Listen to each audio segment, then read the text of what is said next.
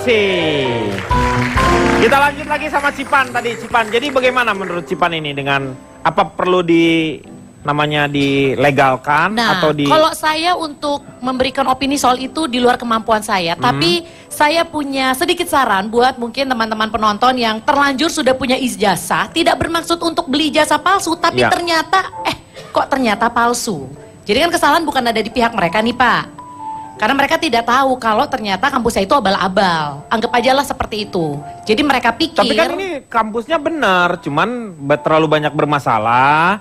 Itu mau ya hubungannya antara misalnya bisa rektorat dengan yayasannya yang bermasalah. Sehingga menimbulkan keraguan-raguan jadi ketidakpastian dari kelanjutan sekolah ini. Nah tapi gini Pak, maksudnya saya bisa memberikan solusi bagi mereka yang punya ijazah. Tapi ternyata ijazahnya tidak mau diakui di mana-mana. Karena ada satu jenis kegiatan yang tidak perlu memerlukan ijazah, tapi Anda bisa mendapatkan cuan yang sangat besar, yaitu berdagang.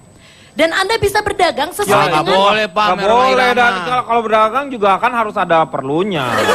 Kalau nggak ada perlunya... Berdagang, itu bergadang Bapak. Ini jual beli. Misalnya, kalau ternyata Anda adalah sarjana komunikasi, profesi dagang atau Anda harus berdagang obat. Kenapa? Karena kalau orang jualan obat itu harus banyak sekali ngomong, gimana caranya meyakinkan customer.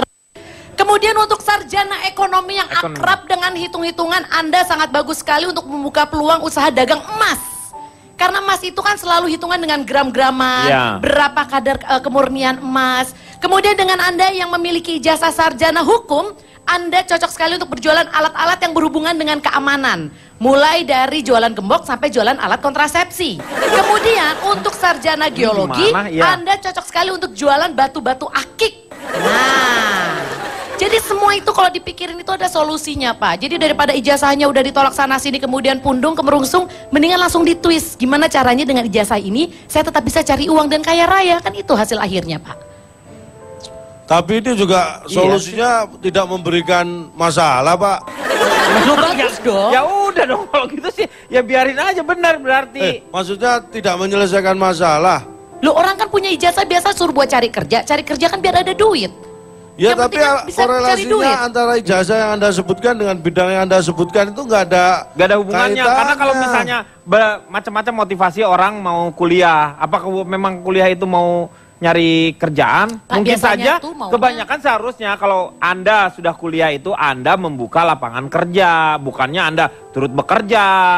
Ya, itulah kira-kira yang terakhir ya dari Cipan. Sekarang kita langsung berhubungan lagi dengan breakdance selanjutnya. Silakan Bung Riko Ceper. Kembali bersama saya Riko Ceper dan masih di Breakdance News. Dan sekarang saya akan bacakan berita selanjutnya. Untuk meningkatkan disiplin prajurit dan penyalahgunaan atribut TNI oleh masyarakat sipil, karena selama ini sudah banyak terjadi, POM TNI menggelar operasi penertiban di sejumlah titik. Banyak kendaraan yang terkena razia atas operasi tersebut. Nah, ini juga ada beberapa orang yang melakukan penipuan dengan menggunakan atribut TNI atau polisi. Seperti apa? Ini dia. Anggota TNI Gadungan berpangkat kapten ini digelandang anggota Polresta Bandara Soekarno-Hatta setelah melakukan penipuan hingga puluhan juta rupiah. Kepada korbannya, pelaku mengaku bertugas di Bandara Soekarno-Hatta, Tangerang, Banten. Pelaku juga mengatakan bisa menyediakan barang elektronik berupa laptop dan smartphone dengan harga miring hasil sitaan petugas bandara. Untuk meyakinkan korbannya, pria berperawakan tegap ini kerap menggunakan atribut TNI dan membawa senjata airsoft gun. Namun setelah korban memberikan uang puluhan juta rupiah, pelaku justru menghilang. Selain pelaku, polisi mengamankan barang bukti berupa 2 buah seragam TNI berikut atributnya, 1 buah senjata airsoft gun, talkie, dan sebuah mobil dengan plat nomor dinas Mabes TNI. Pelaku terancam pasal 378 KUHP tentang penipuan dengan ancaman hukuman 4 tahun penjara. Waduh, udah kacau nih, udah nggak bener nih sekarang nih ya. Untuk pembahasan lebih lanjutnya silakan Kang Denny untuk dilanjutkan pembahasan Kang Denny. Mangga tuh. Mengenai berita tersebut gimana pandangan dari Brownies? Manda Pak? Iya Manda. Brownies silakan.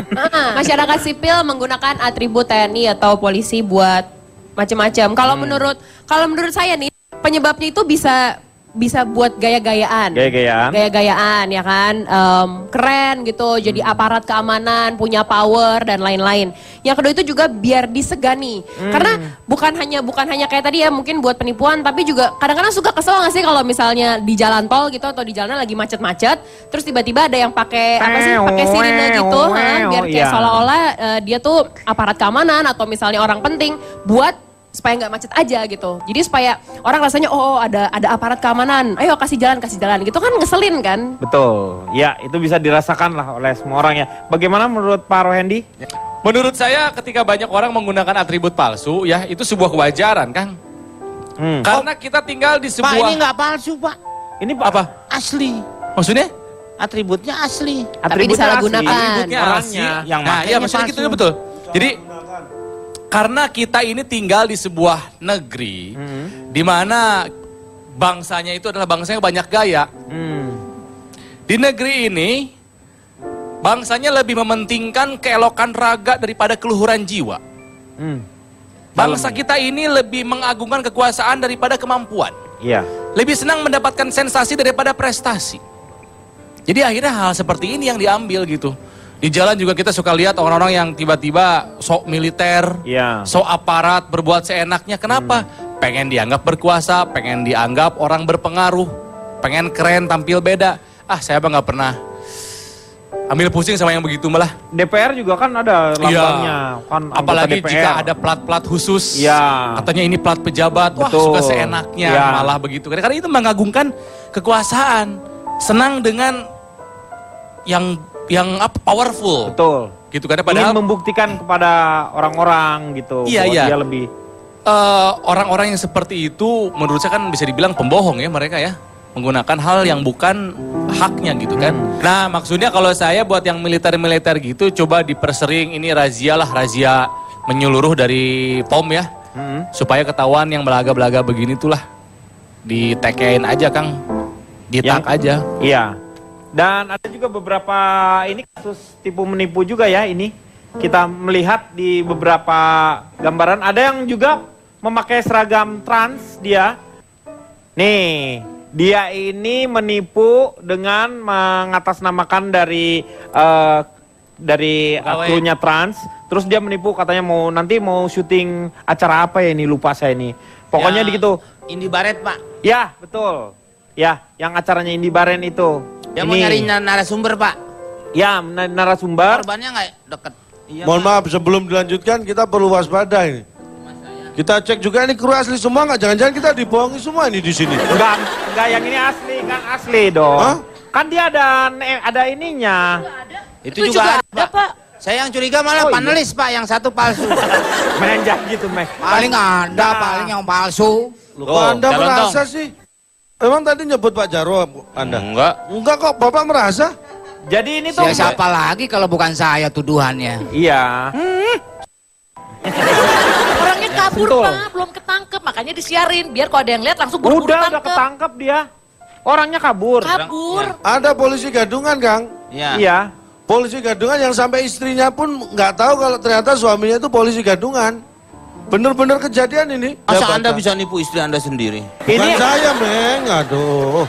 Nah yang kayak begitu tuh itu penipuan-penipuan. Ya. Nah, itulah makanya kita harus waspada itu sebenarnya dari diri kita, Pak. Dari diri kita gimana? Kalau kita melarang orang berbuat jahat itu juga nggak akan ada hasilnya.